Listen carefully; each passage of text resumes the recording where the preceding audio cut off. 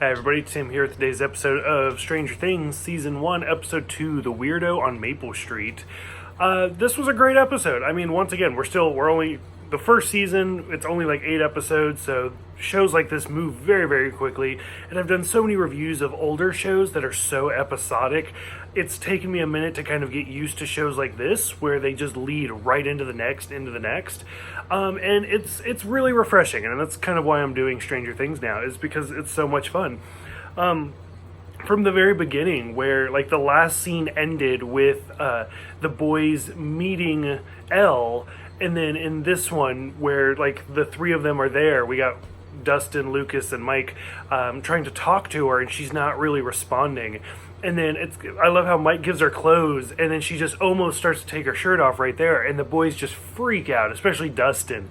And it's just kind of funny to watch. Like, these are 12-year-old boys, and then they almost saw a girl naked, so of course they're going to freak out.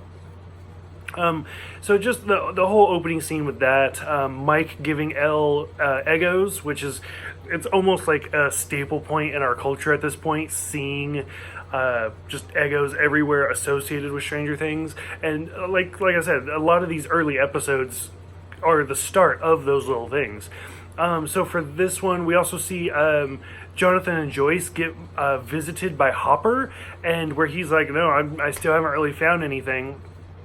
And she talks to him about the phone and how they got a phone call with, and Joyce knows that it was Will breathing, and like the phone is just completely like just decimated, like it was like struck by lightning, basically. I liked the scene where they're at the school and like Steve and Nancy and Barb are basically just making fun of Jonathan, and Nancy is that one to go to Jonathan, which, I mean, I won't even get there. It's spoiler alert.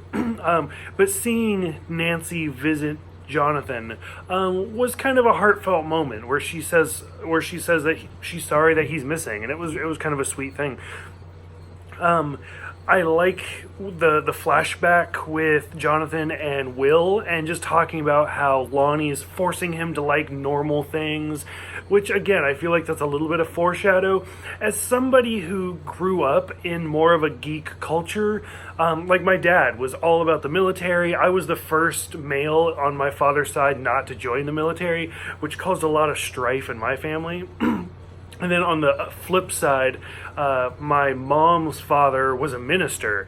And so, like, I had two very, very strong, opinionated families and that I came out of. And here's, like, this weird, sexually confused, obsessed with comic books and toys kid. And so I totally kind of related to Will for this show. Like, I thought it was really interesting, and to have that, like, because I was also an only child, so I never had that older brother. Like, he's forcing you to like normal things, and don't you like what you like, basically you do you.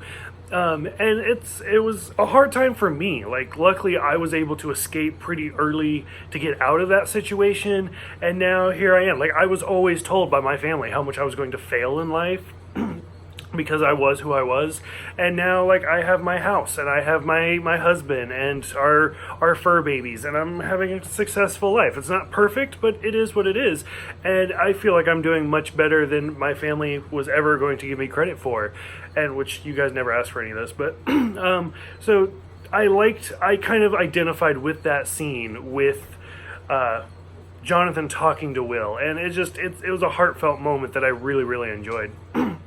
I like Mike talking to Elle about like his little Yoda voice, about how he can use the Force to move things with his mind, which I feel like it's totally done on purpose with some foreshadow coming up there.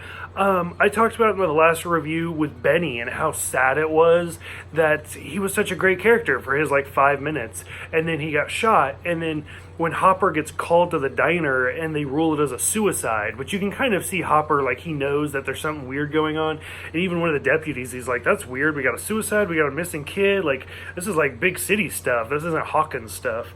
We actually finally meet Lonnie for the first time, Will and Jonathan's dad, Joyce's, ex-husband. There's some of the great scenes where Dustin and Lucas finally come back to Mike's house, And like, just Lucas is the voice of reason, where he's like, no, let's just go to the adults, let's get this taken care of. And everybody else is like, no, let's just deal with it like by ourselves. And there's the classic scene where she flips the D&D board and says that Will is on the upside down. And we finally see her telekinetic powers with the nosebleed as Lucas tries to leave. And then finally we kind of come to the creepy scene where, like I said, a lot of this is really just build up. We don't really see a lot of sci-fi horror stuff. It's all just anticipation. And like, Jonathan is out taking pictures of like the crime scene, trying to figure out what's going on. And he comes across the party at Steve's, and he sees like Nancy and Steve and Barb and all of them like doing shotguns with the beer and stuff. And it's kind of a weird scene where finally Nancy and Barb kind of get into it, and she's like, just go home. And Nancy and Steve go up to do the nasty in his bedroom, and Barb, who cut her finger trying to shotgun the beer, is sitting on the diving board, and she gets taken. And I mentioned it in the last video, like, all of this had come out, like, was out for weeks before I saw it for the first time. And there was justice for Barb everywhere. And I never got into it. Like, she was in the last episode, she's in this episode, and she's a very short, like, character. And she gets eaten, and it's sad, and I get that. But I never understood the huge outcry for her to just be in 2 episodes. Like, I get she's the voice of reason, I get she's a likable character, I totally understand all of that. I don't know, I just thought it was weird that everybody loved her so much. But that could be me, I might even get some kickback for that. It is what it is.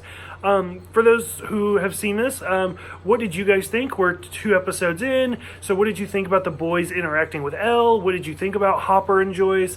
And then what do you kind of think about the Nancy, Steve, Barb triangle? So go ahead, let me know. Thank you guys for everything, and I will see you guys next time for Holly Jolly.